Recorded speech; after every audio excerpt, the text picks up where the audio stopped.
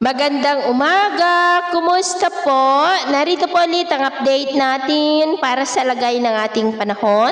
Ngayong umaga po ng July 22, 2026. Sa ngayon po ay patuloy pa rin na may habagat na umiiral sa kanluran po ng Southern Luzon at ang sama ng panahon na ating binabantayan ay nasa silangan na po ng Bicol Region about 1,160 km east ng Catanduanes. Lumalakas na po yan at posible na maging bagyo anytime. At kung titingnan po natin dito sa wind map forecast, mabilisan ang paglakas nito na nagbabanta na mag-landfall sa may Cagayan sa darating na Biyernes o Sabado na manghahatak rin ng habagat na magpapaulan sa bansa lalo na po sa weekend.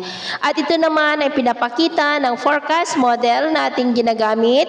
Ang sama ng panahon nga na ating binabantayan ay nakikita rito na tatawid sa may Northern Luzon at maliban dyan ay may mga namamataan pa na posibleng mga sama ng panahon na mabubuo at ang development rin ng mga yan ang ating imo-monitor at ang susunod na bagyo sa Quiapo ay tatawagin po sa local name na Luis.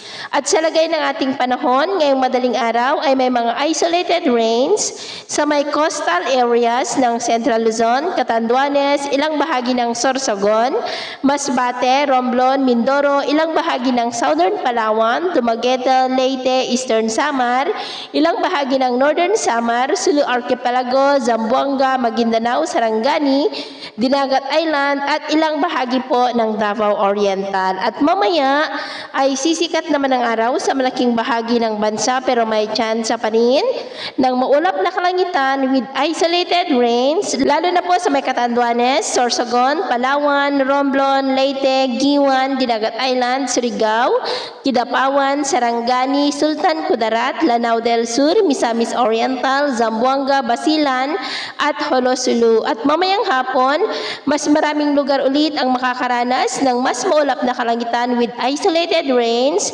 lalo na po sa ilang bahagi ng Mindanao, Kabisayaan, Mindoro, Palawan, Zambales at Ilocos Region. Kaya mag-ingat po tayo lalo na sa mga banta pa rin ng mapagbaha at pagguho ng lupa. At sa atin naman pong mga baybayin, wala po tayong nakataas na gale warning signal sa ngayon, pero iba yung pag-ingat lamang po kung papalaot tayo para mas makaiwas sa mga sakunang pangkaragatan.